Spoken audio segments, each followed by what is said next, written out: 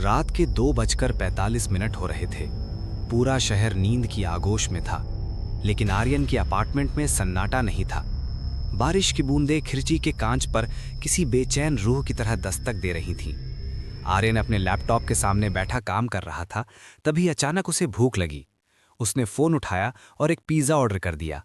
Screen पर एक नाम चमका, राइडर असाइंड, रवि, 20 मिनट में पहुंचेगा। आर्यन ने अभी लैपटॉप बंद ही किया था कि दरवाजे की घंटी बज उठी। वो थोड़ा हैरान हुआ, इतनी जल्दी?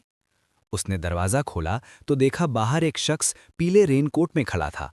बारिश इतनी तेज थी कि उसके हुड के नीचे चेहरा नजर नहीं आ रहा था। उसने चुपचाप पिज्जा का डिब्बा आर्यन की तरफ बढ़ा दिया। जैसे ही आर्यन ने डिब्बा पकड़ा, उसके हाथ उस डिलीवरी बॉय के हाथों से टकराए। वे बर्फ जैसे ठंडे और सख्त थे। आर्यन ने पूछा, ऑनलाइन टिप कर दूं? लेकिन वो शख्स खामोश रहा, बस मुड़ा और अंधेरे कॉरिडोर में गायब हो गया। उसके कदमों की कोई आवाज नहीं आई, सिर्फ फर्श पर पानी टपकने की हल्की हल्की टप टप सुनाई दी। आर्यन किचन में गया और डिब्बा काउंटर पर रख दिया। डिब्बा इतना ठंडा था जैसे अवन से नहीं, फ्रिज से निकाला गया हो। तभी उसका फोन बजा। स्क्रीन पर रवि का नाम था। रवि बोला, सर, माफ कीजिए, रास्ते में पानी भर गया है और मैं भटक गया हूं। पहुंचने में 15 मिनट और लगेंगे। आर्यन का गला सूख गया। लेकिन तुम तो अभी पिज्जा देकर गए हो। रवि घबरा कर बोला, सर, मैं तो अभी हाईवे पर हूं। कृपया दरवाजा अंदर से लॉक कर लीजिए।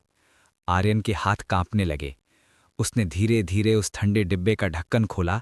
अंदर पिज्जा की जगह सड़ी हुई मिट्टी भरी थी और बीच में एक इंसानी उंगली रखी थी। उस उंगली में वही अंगूठी चमक रही थी जो उसने अभी डिलीवरी बॉय के हाथ में देखी थी। अचानक किचन का वॉश बेसिन खुद ब खुद चालू हो गया। आर्यन ने पीछे मुड़कर देखा। फर्श पर गीले पैरों के निशान बन रहे थे, जो सीधे उसकी तरफ बढ़ रहे थे। वो काला साया अब उसके बिल्कुल पीछे खड़ा था। वो उसके कान के पास झुका और भारी आवाज में बोला, सर, फीडबैक देना मत भूलना। एक जोर की बिजली कड़की और पूरे अपार्टमेंट की लाइट्स चली गईं। तभी फिर से डोरबेल बजी। आर्यन दौड़ते हुए गया और दरवाजा खोला। इस बार सच में रवि खड़ा था। रवि ने पूछा, सर, क्या हुआ? आर्यन ने कांपते हुए सारी बात बता दी। दोनों किचन में गए, लेकिन किचन बिल्कुल साफ था। आर्यन ने रवि से पिज्जा का डिब्बा लिया। तभी उसकी नजर रवि की उंगली पर पड़ी। वही अंगूठी, और उसके जूते बिल्कुल सूखे थे, जबकि बाहर तेज बारिश हो रही थी। तभी रवि के हुडी के नीचे से एक काली डरावनी मुस्कान उभरी। अचानक पूरा अपार्टमेंट धीरे धीरे कब्रिस्तान में बदल गया। चारों तरफ लाल रंग छा गया। आर्यन डर से कांप उठा। तभी उसने देखा, उसके पैरों के पास वही पीला रेनकोट पड़ा था। उसी पल उसके फोन पर एक नोटिफिकेशन आया, ऑर्डर कैंसल्ड। आपका राइडर रवि 10 मिनट पहले सड़क हादसे में मर चुका है। आर्यन चीखना चाहता था, लेकिन उसकी आवाज निकल नहीं पाई। उसका शरीर बर्फ जैसा ठंडा होने लगा और धीरे धीरे उसके कपड़े एक पीले रेनकोट में बदलने लगे। उसका अस्तित्व मिट्टी में मिल गया और उसकी जगह एक खामोश साया खड़ा था।